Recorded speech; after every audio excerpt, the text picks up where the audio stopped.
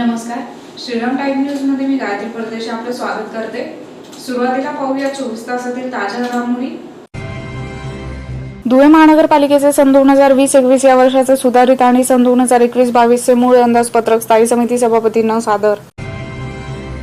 शहर वाहतूक शाखेतर्फे बुलेट स्वारांविरुद्ध धडक कारवाई करून 9 बुलेट ताब्यात घेऊन दंडात्मक कारवाई। वीज वितरण कंपनीच्या अधीक्षक अभियंता यांच्या कार्यालयात राडा करणाऱ्या मनसेच्या कार्यकर्त्यांवर गुन्हा दाखल, 4 जण ताब्यात। संत नरहरी महाराजांचा भव्य पुतळा चौथऱ्यावर स्थानापन्न। शिंदखेडा येथील शिवसेना मध्यवर्ती कार्यालय येथे युवती सेनेसाठी मुलाखती। शहर पोलिसांतर्फे बुलेटचा कर्कश आवाज करणाऱ्या 8 जणांवर कारवाई। आणि श्री विश्वकर्मा जयंतीनिमित्त कोरके नगर येथील विश्वकर्मा भवन येथे रक्तदान शिबिर संपन्न। आता बातमीपत्र विस्ताराने। धुळे महानगरपालिकेचे सन 2020-21 या वर्षाचे सुधारित आणि सन 2021-22 या वर्षाचे अंदाजपत्रक मनपा आयुक्त अजित शेख यांनी स्थायी समितीचे हंगामी सभापती सुनील बैसाने यांना सादर केले। धुळे महानगरपालिकेचे सन 2020-21 या वर्षाचे सुधारित आणि सन 2021-22 चे मूळ अंदाजपत्रक अर्थात अर्थसंकल्प गुरुवारी मनपा आयुक्त अजित शेख यांनी स्थायी समितीसमोर सादर केले। हंगामी सभापती सुनील बैसाने यांनी अंदाजपत्रक स्वीकार करीत ते स्थायी समितीच्या सदस्यांसमोर अभ्यासासाठी ठेवले। धुळे मनपाचा 2020-21 या आर्थिक वर्षाचा अर्थसंकल्प काही महिन्यांपूर्वीच महासभेत मंजूर केला गेला आहे। कोरोनामुळे तब्बल 4 ते 5 महिने उशिरा अर्थसंकल्प मंजूर केला गेला। त्यातील तरतुदी आणि मंजूर योजनांवर अद्याप काहीही ठोस कार्यवाही केली गेली नसतानाच आता प्रशासनाने नवीन 2021-22 या आर्थिक वर्षाचा अर्थसंकल्प तयार करून तो मंजुरीसाठी स्थायी समितीसमोर गुरुवारी सादर केला। नूतन स्थायी समिती सभापती संजय जाधव हे काही कारणास्तव रजेवर गेले असल्याने त्यांच्या जागी माजी स्थायी समिती सभापती सुनील बैसाने यांची हंगामी सभापती म्हणून निवड करण्यात आली आणि बैसाने यांनी आयुक्त अजित शेख यांनी सादर केलेले अंदाजपत्रक स्वीकारले। यावेळी मनपा आयुक्त अजित शेख यांनी नियोजित अर्थसंकल्पातील तरतुदींची सविस्तर माहिती दिली। या प्रसंगी स्थायी समिती सदस्य शीतल नवले, नागसेन बोरसे, अमोल मासुळे, कमलेश देवरे, अमीन पटेल, भारती माई, मंगला चौधरी, पुष्पा बोरसे, नगर सचिव मनोज वाघ आदी उपस्थित होते। महाराष्ट्र महानगरपालिका अधिनियम 1949 चे कलम 103 व 104 नुसार सन 2020-21 चे सुधारित व कलम 95 नुसार सन 2021-22 चे मूळ अंदाजपत्रक आज मी स्थायी समितीसमोर सादर करीत आहे। महापालिकेच्या निर्मितीनंतरही महापालिकेच्या कारभारात अनेक स्थित्यंतरे होत गेली। 1986 साली नगरपालिकेची हद्दवाढ झाली व तदनंतर जानेवारी 2018 मध्ये महापालिकेची हद्दवाढ झालेली असून एकूण क्षेत्र 101.08 चौरस किलोमीटर असून लोकसंख्या 4,46,094 इतकी आहे। धुळे शहरासाठी नियोजनबद्ध व विकासात्मक कामे करण्यावर सद्यस्थितीत भर दिला जात आहे। यापूर्वी अनेक समस्या होत्या, परंतु तरीही त्यातून मार्गक्रमण करून वाटचाल करण्याचा प्रयत्न राहिलेला आहे। स्थानिक स्वराज्य संस्थेमध्ये कार्यरत अधिकाऱ्यांनी प्रशासकीय शिस्त, पारदर्शकता आणि व्यापक जागतिक विचारात घेऊन काम करणे आवश्यक आहे। त्या दृष्टीने महापालिकेची वाटचाल सुरू आहे। स्थानिक स्वराज्य संस्था या लोकशाहीच्या पाठशाळा असून या ठिकाणी समतोल न्याय व जनसामान्यांचे समाधान केंद्रस्थानी ठेवून व्यापक जनहितासाठी कामे करत राहणे हे आपले कर्तव्य ठरते। जनता व लोकप्रतिनिधी यांच्यात सुसंवाद निर्माण झाल्यास विकासात्मक कामांना निश्चितपणे गती मिळू शकते। याचमुळे कृती शहराच्या सर्वांगीण विकासासाठी विविध विकास कामे व उपक्रमांना केलेली सुरुवात आशादायक ठरत आहे। शहर स्वच्छतेबाबत धुळे महापालिकेने देश पातळीवर आपले स्थान कायम ठेवले आहे। स्वच्छ सर्वेक्षण 2021च्या अनुषंगानेही महापालिकेने कंबर कसली असून ओला व सुका कचरा वर्गीकरण, नवीन अद्यावत शौचालयांची निर्मिती, कचऱ्यावर त्वरित प्रक्रिया, घनकचरा संकलन व वाहतूक यासाठी विशेष लक्ष देण्यात येत असून धुळे महापालिकेला सर्वोत्तम मानांकन मिळविण्यासाठी नागरिक, प्रशासन, पदाधिकारी, सन्माननीय नगरसेवक बंधू भगिनी व प्रसार माध्यमे यांच्या माध्यमातून स्वच्छता ही चळवळ व्हावी व नागरिकांचीही मानसिकता तयार व्हावी यासाठी सर्व स्तरातून महापालिका प्रयत्नशील। धुळे शहर वाहतूक शाखेतर्फे बुलेटचे सायलेन्सर बदलून फटाके फोडणाऱ्या बुलेट स्वारांविरुद्ध धडक कारवाई करून 9 बुलेट ताब्यात घेऊन दंडात्मक कारवाई करण्यात आली आहे। जिल्हा पोलीस अधीक्षक चिन्मय पंडित यांच्या आदेशान्वये बुलेटचे सायलेन्सर बदलून फटाके फोडणाऱ्या बुलेटस्वारांविरुद्ध शहर वाहतूक शाखेतर्फे धडक कारवाई सुरू करण्यात आली असून 9 बुलेट ताब्यात घेऊन दंडात्मक कारवाई करण्यात आली आहे. याबाबत अधिक माहिती अशी की शहरात बुलेटचे सायलेन्सर बदलून कर्कश आवाजात भरधाव वेगाने बुलेटस्वार जात असल्यामुळे सर्वसामान्य नागरिकांना त्याचा त्रास होत होता. त्यामुळे शहर वाहतूक शाखेतर्फे अशा बुलेटस्वारांवर धडक कारवाई सुरू करण्यात आली आहे. त्या अंतर्गत 9 बुलेट शहर वाहतूक शाखेने जमा केले असून त्यांच्यावर दंडात्मक कारवाई करण्यात येत आहे. ही मोहीम यापुढेही सुरू राहणार आहे. धुळे शहर वाहतूक मध्ये माननीय पोलीस अधीक्षक धुळे यांनी आज दिलेल्या आदेशाप्रमाणे मॉडिफाय केलेल्या बुलेट ज्यांचे सायलेन्सरमध्ये चेंज केलेलं आहे, ज्यांच्या गाड्यांचा आवाज फटाके फुटल्यासारखा येतो, त्या गाड्या जप्त करण्याची व त्यांच्यावर दंडात्मक कारवाई करण्याची कारवाई चालू आहे. आतापर्यंत 9 गाड्यांवर आपण कारवाई केलेली आहे. काल पण गाड्यांवर कारवाई केलेली आहे आणि यापुढे पण ही कारवाई चालू राहणार आहे. आमचं सर्व नागरिकांना आव्हान आहे की आपल्या बुलेट गाडीला समजा मॉडिफाय केलेलं सायलेन्सर असेल, ज्याच्यातनं फटाक्यासारखा आवाज येत असेल, तिथे तात्काळ बदलून घ्या अन्यथा आपल्यावर दंडात्मक कारवाई करण्यात येईल. धुळे शहरात वीज वितरण कंपनीमार्फत सुरू असलेल्या थकबाकी वसुलीच्या निषेधार्थ महाराष्ट्र नवनिर्माण सेनेतर्फे वीज वितरण कंपनीच्या कार्यालयात बुधवारी राडा करण्यात आला होता. या प्रकरणी शहर पोलीस ठाण्यात मनसेच्या कार्यकर्त्यांविरुद्ध गुन्हा दाखल करून पोलिसांनी 4 जणांना ताब्यात घेतले आहे. शहरात वीज वितरण कंपनीमार्फत थकबाकी वसुलीचे काम सुरू आहे. यात वीज वितरण कंपनीचे कर्मचारी महिलांशी अरेरावी करतात. याच्या निषेधार्थ महाराष्ट्र नवनिर्माण सेनेच्या वतीने साक्री रोडवरील वीज वितरण कंपनीचे अधीक्षक अभियंता प्रकाश पवनीकर यांच्या कार्यालयात जाऊन जाब विचारत फुटाणे फेकून आंदोलन करण्यात आले. यावेळी अधीक्षक अभियंता पवनीकर आणि महाराष्ट्र नवनिर्माण सेनेच्या कार्यकर्त्यांमध्ये बाचाबाची होऊन बुधवारी राडा झाला होता. या घडलेल्या प्रकारानंतर वीज वितरण कंपनीचे अभियंता यांनी शहर पोलीस ठाण्यात महाराष्ट्र नवनिर्माण सेनेच्या 7 ते 8 कार्यकर्त्यांविरुद्ध तक्रार दाखल केली आहे. तक्रार दाखल होताच धुळे शहर पोलिसांनी मनसेच्या 3 कार्यकर्त्यांसह एका अल्पवयीन मुलाला ताब्यात घेतले आहे. पुढील तपास सुरू आहे. विद्युत नियंत्रण मंडळातर्फे जे थकबाकी वसुलीचं कामकाज चालू होते त्याच्या निषेधार्थ आज धुळे येथील महाराष्ट्र निर्माण सेनेचं शिष्टमंडळ तिथल्या प्रभारी अधिकाऱ्यांना भेटण्यासाठी गेले होते. ते भेटीदरम्यान त्यांनी श्री पवनीकर यांच्याशी वाद घालून तिथे त्यांच्या अंगावर फुटाणे फेकणे, त्यांच्या अंगावर कागदपत्र फेकणे, धक्काबुक्की करणे, त्यांची खुर्ची ढकलून देणे असे प्रकार केले. त्यामुळे साधारण 7 ते 8 कार्यकर्त्यांविरुद्ध धुळे पोलीस स्टेशनला भादवी कलम 353 व इतर याप्रमाणे गुन्हा दाखल करण्यात आला असून त्यामध्ये 2-3 आरोपी अटक करून एक अल्पवयीन बालकाचे ताब्यात घेण्यात आलेले.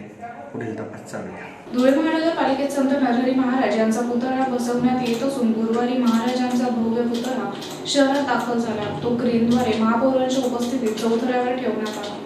धुळे महानगरपालिकेत संत नरहरी महाराज यांचा पुतळा बसवण्यात येत असून सदर संत नरहरी महाराज यांच्या भव्य पुतळा शहरात दाखल झाला असून क्रेनद्वारे सदर पुतळा चौथऱ्यावर ठेवण्यात आले. धुळे जिल्हा अहिर सुवर्णकार समाजातर्फे संत नरहरी महाराज यांच्या जयंतीनिमित्त सदर पुतळ्याच्या लोकार्पणाचा कार्यक्रम ठेवण्यात येणार होता, परंतु कोरोनाच्या पार्श्वभूमीवर सदर कार्यक्रम स्थगित करण्यात आला आहे. पुतळा चौथऱ्यावर ठेवल्यानंतर सुवर्णकार समाजातर्फे आनंद व्यक्त करण्यात आला. यावेळी महापौर चंद्रकांत सोनार, जगदीश देवपूरकर, सुनील देवरे, देवेंद्र सोनार, प्रकाश बाविस्कर, जीवन सोनवणे, सुनील अहिरराव, अशोक गाळणकर, यशराज देवरे, युवराज पाटील, चंद्रकांत घोडके, अनिल पिंगळे, वसंत वाघ, समर्थ पाटील, मनोज वाघ आदी उपस्थित होते. सुवर्णकार समाजासाठी अतिशय आनंदाचा दिवस आहे. आज जे आमच्या संपूर्ण समाजाचं जे स्वप्न होतं ते आज महाराजांचा पुतळा विराजमान झाल्यामुळे आमचं स्वप्न पूर्ण झालेलं आहे. आज 25 तारखेला संत नरहरी महाराजांचा पुतळा इथेही विराजमान झालेला आहे. 1 तारखेला पुण्यतिथीनिमित्त कार्यक्रम घेण्याचं ठरवलं होतं, परंतु जिल्हाधिकारी साहेबांनी कार्यक्रमाला परवानगी न दिल्यामुळे कार्यक्रम आम्ही कोरोना स्थिती चांगल्या झाल्यानंतर घेणार आहोत. संपूर्ण शहराची स्थिती पाहता सोनार समाज अतिशय अल्पसंख्याक आहे महाराष्ट्रात आणि महाराष्ट्रात कुठेही संत नरहरी महाराजांचा पुतळा नसल्याने धुळे महानगरीमध्ये हे माझे भाग्य आहे की मी महापौर असताना महानगरपालिकेच्या आवारात संत नरहरी महाराजांचा पुतळा बसतोय. या पुतळ्यासाठी समस्त आमचे समाज बांधवांनी मदत केलेली आहे. या पुतळ्याचं अनावरण लवकरच होणार आहे.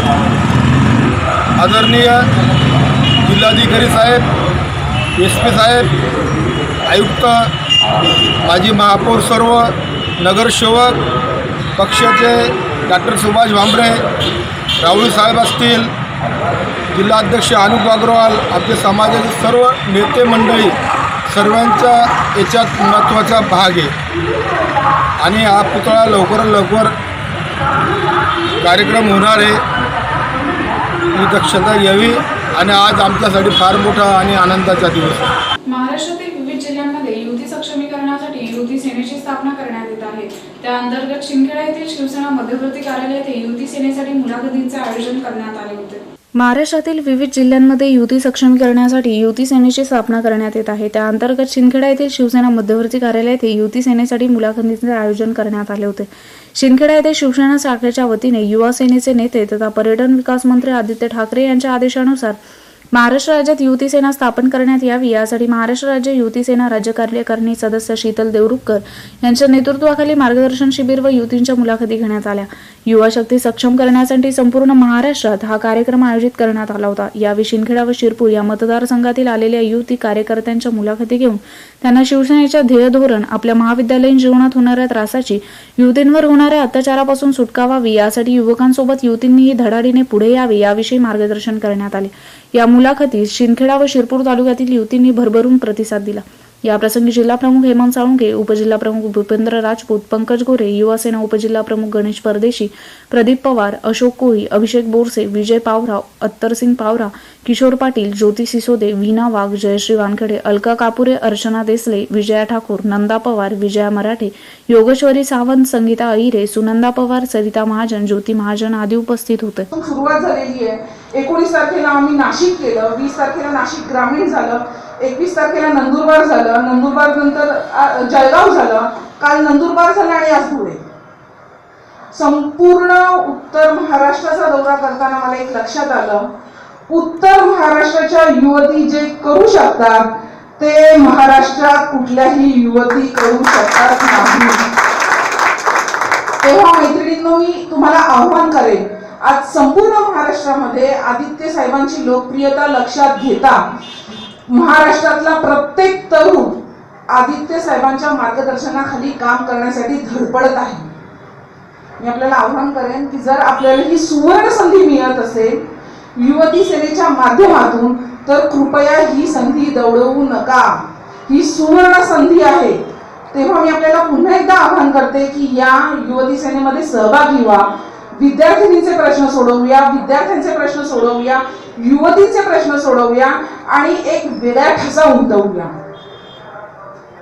माननीय युवा सेना प्रमुख माननीय आदित्य साहेबांना जेव्हा कळलं की युवा सेना विद्यार्थी सेना अगदी उत्कृष्ट काम करते, त्यानंतर महाराष्ट्राच्या विकासात या विकास प्रवाहामध्ये युवतींनी देखील तितक्याच मोठ्या प्रमाणावर सहभागी झालं पाहिजे, आपल्या देखील ठसा उमटवला पाहिजे आणि जबाबदारीने काम केलं पाहिजे. म्हणून आज या युवतींच्या मुलाखती आहेत.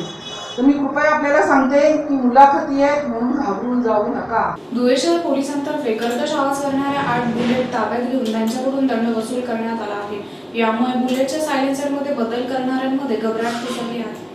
गेल्या काही महिन्यांपासून शहरात बुलेटच्या सायलेन्सरमध्ये बदल करून भरधाव वेगात बुलेट चालवणाऱ्यांचा सर्वसामान्यांना त्रास वाढला होता.